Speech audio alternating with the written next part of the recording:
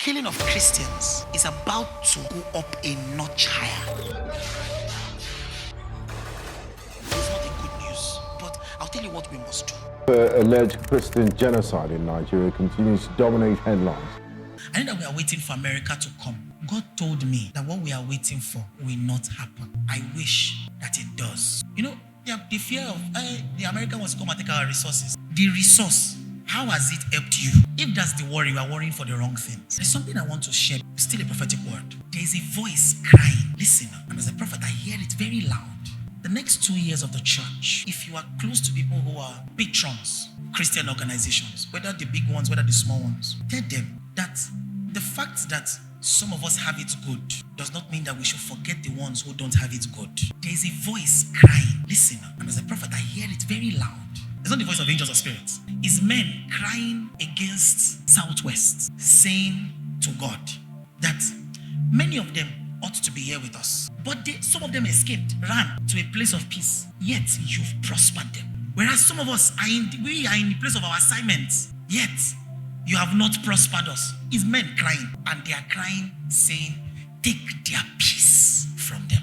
It's the body divided against itself. Let us quickly set up something. Not Bitcoin, because there are some way that the secret that is about to kill them is already in their body. But let them set up something. Let elderly men help us and set up something that at least will give a form of care for people for people who have lost their breadwinners, who chose to become ministers. The wealth that the Lord has given to us on one side was so that we may be able to distribute to the other side. I see some of the untouchables. Government will collect land from some of the untouchables. Okay, again, this is how I used to talk like that. I used to say it. I may not look like a prophet to some, but let us wait.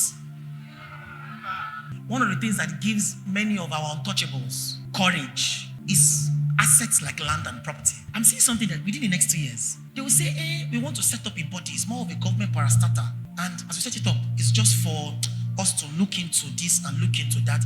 If we had done it, we will not need it. But because we've not done it, say, let's set it up. And then you will start hearing all kinds of strange policies. People you think, there are some people who you think they will soon die. God will ensure they have long life to see as the things they've labored for is taken away from them. You see, if you've met God, you will not fear anybody. You will respect, you will honor people, you will do your best to honor people. But if they send you a message, let us set up something. And let us know, it's not coded. It should be known that we are doing something together. Just like how sometimes we have 10% being sent to Mother Church. We can have Mother Church to send our own 10% to this thing. And let men of honest reports, not wild animals with suits, let them take up the responsibility of saying, can we build camps? Can we try, even if there are camps already, can we try and see how we as a collective can alleviate the sufferings of people? It's not just about planting branches now. It's not spirits that are crying. It's men, women with their children. They're lifting them up before God, like they're saying, you see these people, they are our brothers.